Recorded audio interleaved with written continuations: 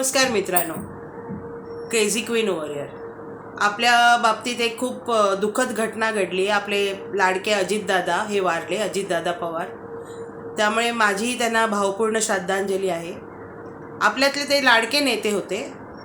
पण मित्रांनो, जेव्हा काळ बोलवतो ना तेव्हा कोणी थांबू शकत नाही, हे सर्वात महत्त्वाचं सत्य आहे. आणि त्याप्रमाणे त्यांचा काळ आला आणि त्यांची वेळ ही आलेली. त्यामुळे जे नको ते घडलं आणि ती दुःखद घटना घडली. या बाबतीत मला तरी वाटतं की माझ्यासोबत तुम्ही सगळे सहमत व्हाल. मी यासाठी हा व्हिडिओ करते की सध्या जर तरच्या गोष्टींना खूप पेव फुटलं आहे. म्हणजे आपल्या भारतात ही सवयच आहे की एखादं कोणी आत्महत्या केली किंवा कोणाची ॲक्सिडेंटल डेथ झाली तर लोक तेव्हा ते एक्सेप्ट करतात. पण नंतर काय होतं ना, सगळ्यांच्या डोकी एवढी सुपीक आहेत ना सगळ्यांची, की नको त्या कल्पना आणि वल्गना सुरू होतात आणि त्याच्यातनं नको ते चित्र लोकांपुढे उभं करण्यात येतं. आणि हेच मला आता 2-3 दिवसापासून दिसतंय की जो तो येतोय तो काही ना काही शक्यता वर्तवतोय. आता माझ्या परीने मी क्लिअर करायचा प्रयत्न करते. मला जे वाटतंय, माझे जे परसेप्शन्स आहेत त्याप्रमाणे मी बोलायचा प्रयत्न करते. तुम्हाला पटेल असं मला वाटतं आणि जर नाही पटलं तर मला कमेंटमध्ये तुम्ही सांगा. सगळ्यात पहिली गोष्ट म्हणजे जेव्हा त्यांचं प्लेन क्रॅश झालं, ओके, तेव्हा मी एक टेक्निकल जो कॅप्टन होता, म्हणजे जो टेक्निकली बोलत होता, त्याचा मी एक व्लॉग बघितला आणि तो क्लिअरली सांगत होता की जेव्हा धावपट्टी दिसत नाही किंवा धुकं दिसतं तेव्हा तो जो पायलट असतो ना चालवणारा, त्याला गो अराउंड करावं लागतं. गो अराउंड म्हणजे त्याला परत एक घिरकी घ्यावी लागते हवामानामध्ये आणि मग तो परत त्याचं प्लेन ज्या स्थितीला आहे त्या स्थितीला आणू शकतो. तर पहिल्या प्रथम त्यांचे जे पायलट होते त्यांनी एकदा गो अराउंड केलं देखील.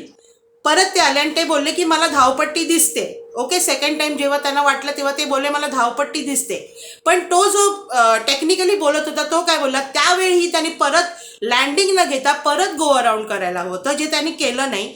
त्यांनी डायरेक्टली प्लेन लँड करायचा प्रयत्न केला आणि त्याच्यामुळे काय झालं माहिती आहे मित्रांनो, लेफ्ट साईडला त्याचं प्लेन बँग झालं. बँग म्हणजे असं तिरकं झालं आणि त्यामुळे तिरकं झाल्यामुळे बट नॅचरली ते धावपट्टीला घासलं गेलं आणि घर्षण झाल्यामुळे ऑफकोर्स त्याच्यामध्ये एवढं फ्युएलचा साठा असतो की ते प्लेन वाचणंच शक्य नाही. म्हणजे इतकं त्याच्यात एक बॉम्बस्फोट झाल्याप्रमाणे ते उडतं, त्याच्यातलं फ्युएल सगळीकडे पसरून ते एक आगीचा लोड उडतो आणि ते प्लेन पूर्ण शॅटर होतं, म्हणजे अक्षरशः तुकड्यामध्ये ते विखुरलं जातं. आणि तोच प्रकार घडलेला आहे. त्यांनी गो अराउंड करायला पाहिजे होतं सेकंड टाईम, जे त्यांनी केलं नाही पायलटनी. हे साधं आणि सोपं दिसण्यात येते. लोक काय बोलतायत की नाही असं कसं झालं, आपले एवढे लाडके नेता होते, हे होते ते होते. म्हणजे तुम्हाला काय म्हणायचं आहे, तो पायलट हा लाईव्ह बॉम्ब होता का? त्याला कोणी पाठवण्यात आलं होतं का? आता ही अशीच शक्यता दिसते.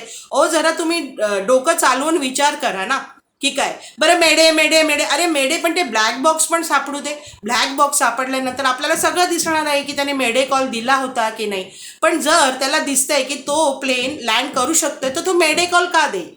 मेडे कॉल तेव्हा दिला जातो जेव्हा एखाद्याला दिसतंय की संकट समोर आहे आणि मी माझं प्लेन वाचू शकत नाही, तेव्हा मेडे कॉल दिला जातो. जर त्याला कळतंय की मी बाबा सुरक्षित, तो त्याच ह्याच्यात आहे की मी ते प्लेन सुरक्षित लँड करतोय, तो मेडे कॉल कशाला देईल? ही एक शक्यता आहे. दुसरी गोष्ट आता अजूनच नवी की अजितदादांची बॉडी म्हणजे समजलीच नाही की अजितदादा आहे, त्यांचा चेहरा दिसला नाही. आता मित्रांनो, तिकडे जवळपास 2-3 बायका काम करत होत्या. ओके, तिथे आजूबाजूला शेतं असेल किंवा वॉट एव्हर काय आहे, तिकडे ते साधे नागरिक जे आपले आहेत ते कामं करतात बारामतीमध्ये. त्याप्रमाणे 2 बायका तिकडे काम करत होत्या. त्यांनी त्यांच्या इंटरव्ह्यूमध्ये स्पष्ट सांगितलं की जेव्हा हा स्फोट घडला तेव्हा आम्ही तिथेच काही अंतरावर होतो आणि सडनली आमचं लक्ष गेलं. अकस्मात आम्हाला दिसलं की आगीचा लोळ उडतोय, सगळे तुकडे असे उडाले प्लेनचे. तेही कुठे कुठे आम्हाला दिसते की म्हणजे हवेत असे उडाले गेले काहीतरी.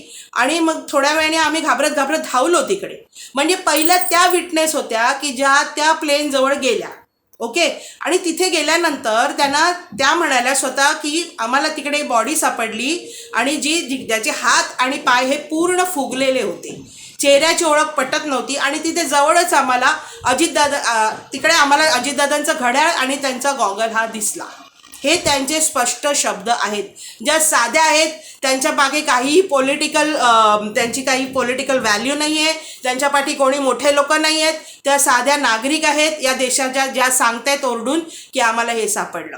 आणि आणि मग म्हणतात की अरे देहाची ओळख नाही पटली, देह फुगला कसा. अहो साधं लॉजिक आहे. जेव्हा एखादी गोष्ट जळते ना, पेपर जरी जाळला ना तरी बघा तो पहिला असा फुगतो आणि नंतर तो परत खाली येतो. ही बॉडी आहे, आपल्या बॉडीमध्ये एवढं फ्युएल आहे, पाणी आहे, रक्त आहे. नुसतं आपलं शरीर हे तुम्हाला माहिती आहे पाणी आणि रक्ताने बनलेलं आहे, म्हणजे पूर्ण पाणीच पाणी आहे, द्रव आहे आपल्या शरीरामध्ये.